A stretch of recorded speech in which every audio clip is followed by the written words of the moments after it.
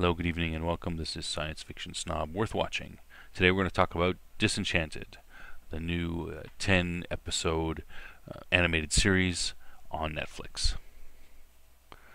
So, Disenchanted, it is from the same guys who brought you Futurama, Matt Groening. It features three main characters. Princess Bean, she is a hard-drinking, teenage rebelling princess.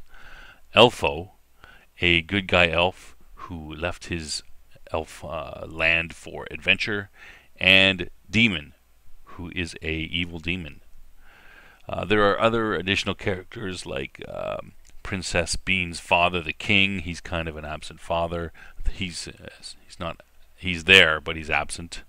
The queen, his stepmother, who is a salamander from a nearby kingdom.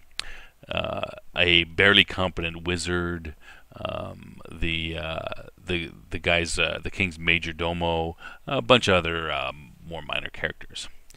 So the question is Disenchanted worth watching? And I say yes, it's worth watching.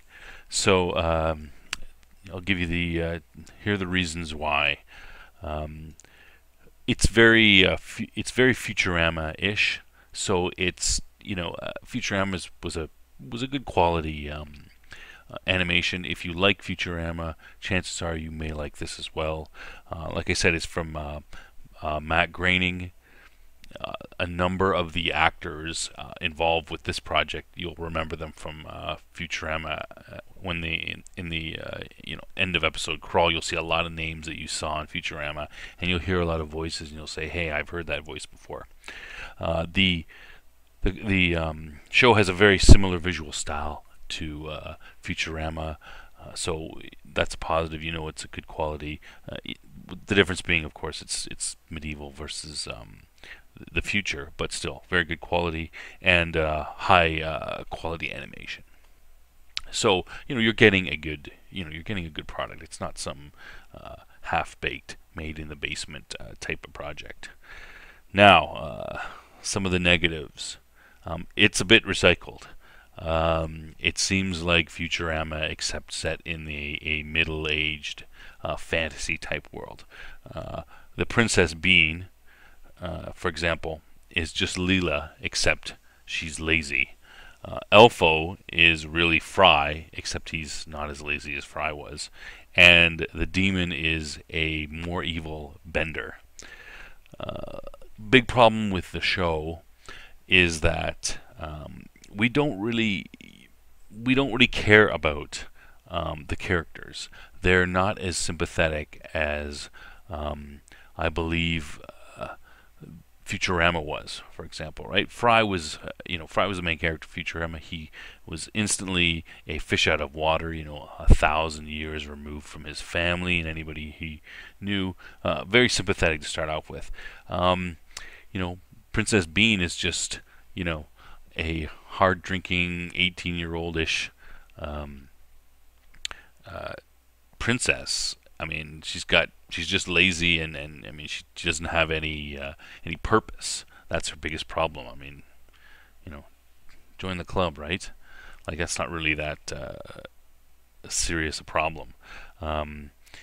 Elfo, he's probably the most sympathetic character because all the other characters are always trying to. He's always getting it stuck to him because he's such a nice guy. So he's encountering all these things that he's never encountered before, and thinking that, well, this person likes me. No, they don't really like you. What they're doing to you is not a good thing. For example, once they realize he's an elf, apparently elf blood is magical or something, so that the wizard and the king's henchmen are constantly trying to drain his blood in order to get something magical out of it. And though Princess Bean, though she protests to it, she doesn't protest too hard, and she doesn't really stop it. And as for the demon, he's not sympathetic at all. He's just there to stir up trouble and cause Bean trouble, and he admits that. So not as sympathetic as Futurama characters. Now that said, Futurama has 10 seasons of us getting to know the characters, and this is just one season so far of 10 episodes. So I'm not willing to, I don't think it's fair necessarily to, compare the two 10 seasons of character development versus, barely one season. So that said, I'm willing to give this a try. So I've seen the whole all 10 episodes. That the major weakness is the lack of sympathy in the that we have towards the main characters. However, they can develop that in future seasons. That can improve.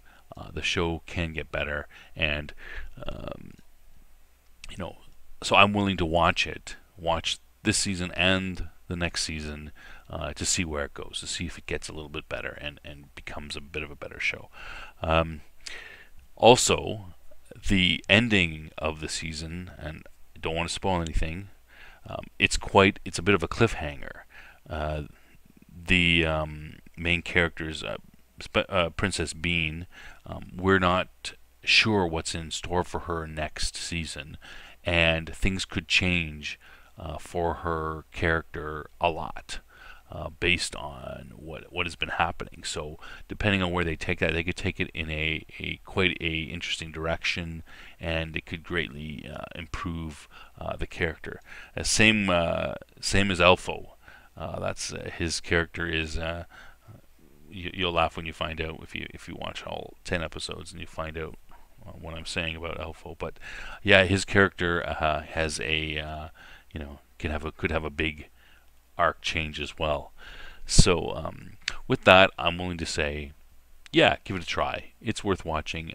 Is it great? It's not as great as Futurama is now, but worth watching, especially when we see what happens in the second season. So let's just go to the what are people thinking about it on Rotten Tomatoes. So they're giving it, critics give it 62. I think that's a little harsh. Audience 73. That's probably about correct. My view, I think this is definitely better than Final Space, but it is beating out Final Space. It's got a better score than Final Space does. I think that's maybe just because perhaps not many people watched Final Space, but it's definitely better than Final Space. So check it out on Netflix. Take a look at a trailer. See what you think. I think it is, the 62, 73, somewhere in there. That is 62 is a reasonably accurate score of what it should have. All right, so check it out. Tell me what you think down in the comments, and have a good day.